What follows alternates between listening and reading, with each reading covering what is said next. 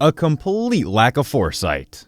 To preface, the scenario involves my roommate, let's call her Callie, her ex, let's call him Twinkie McGee, myself, Twink's Fling, Nikki, and my roommate's dog, an adorable blue-nosed pitty.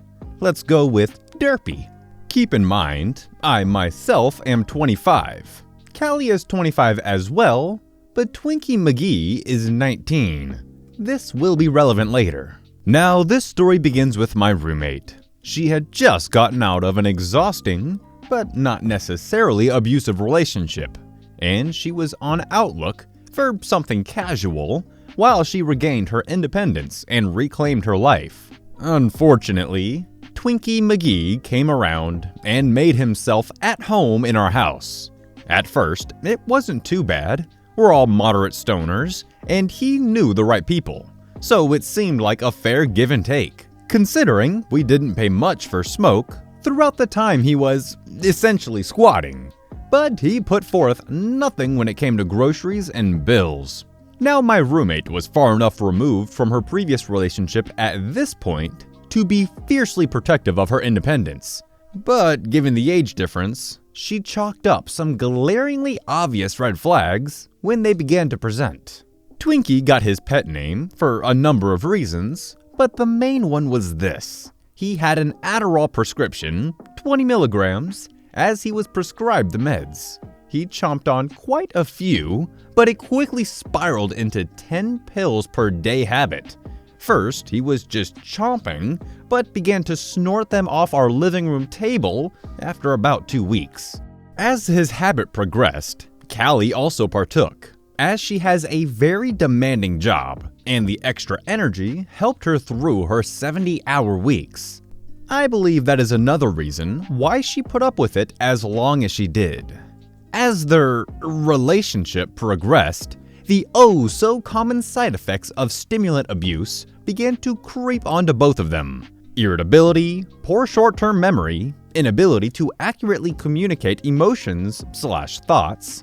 Since I did my best to stay out of the relationship, as it's not my place to interfere in something, I know her to be smart and mature enough to handle. I never really got involved, but she and I had many deep conversations while he was out on runs. I felt like our talks were making headway until one day, Twinkie McGee got a bug in his ass and started impetuously bringing up the idea of getting a dog. Keep in mind, we live in a college town, and while we're both out of school, we work full-time in a very small 2-bedroom house. She was apprehensive at first. She was already going through the motions of cutting him off, but she had also wanted a dog for years at this point.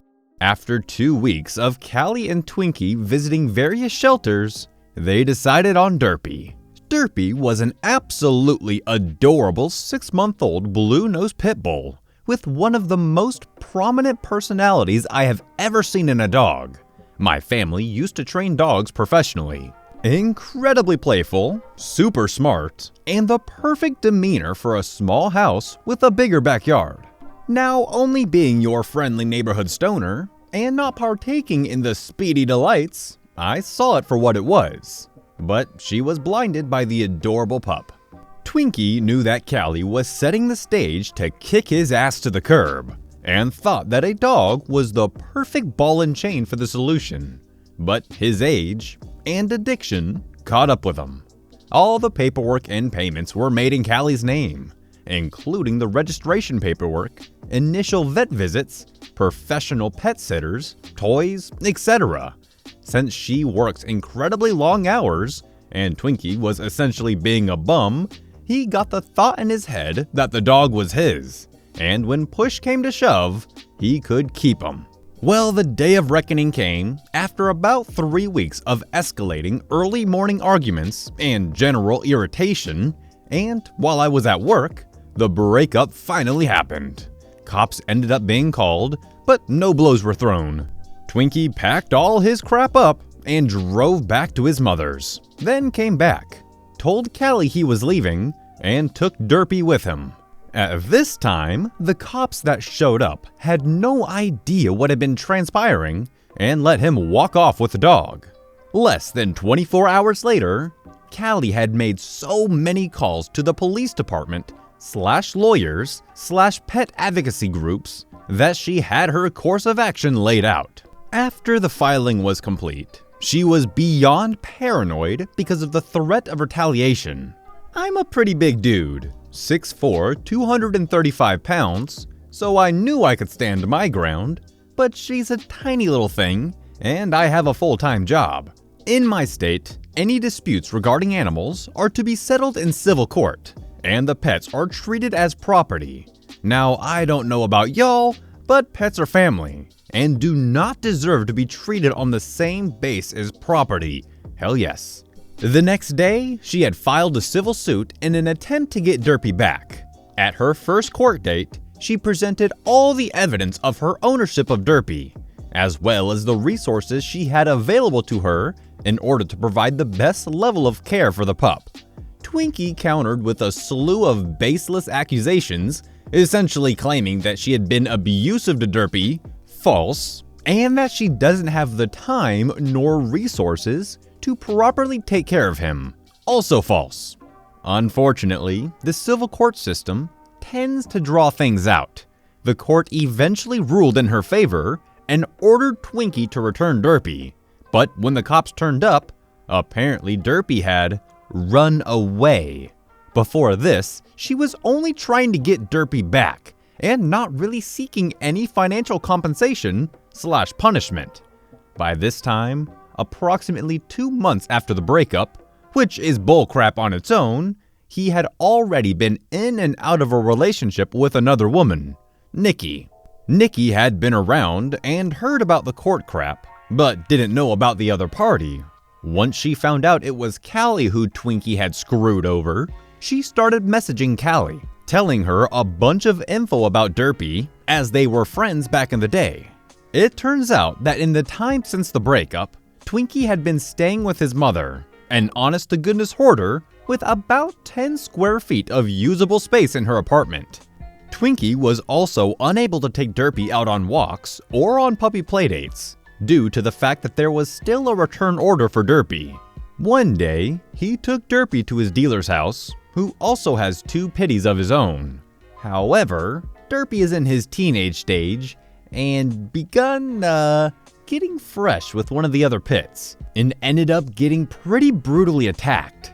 Since the return order was still in effect, and the info about him and the dog was given to every vet within 50 miles, he couldn't take him to get treatment.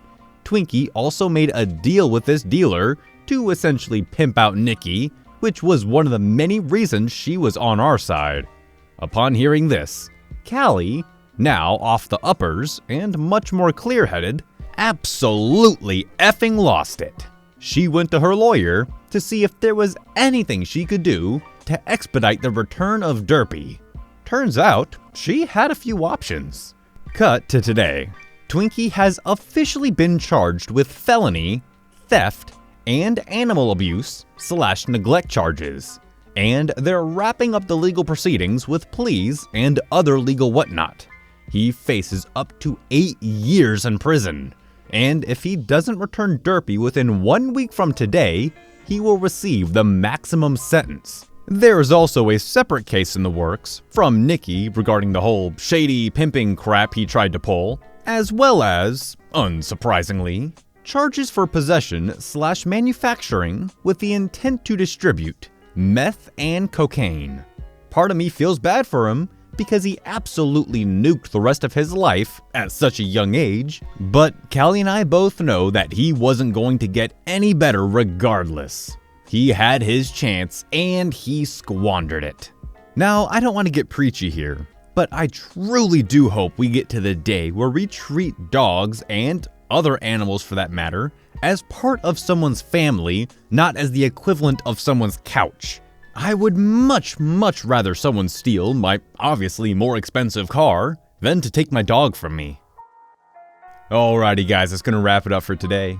I hope you enjoyed the stories, and if you did and you're new around here, maybe consider subscribing. Also, not sure if you can hear the crunching sounds. That's just Odin enjoying his treat. Anyways, I'll see you guys in the next one. Peace out.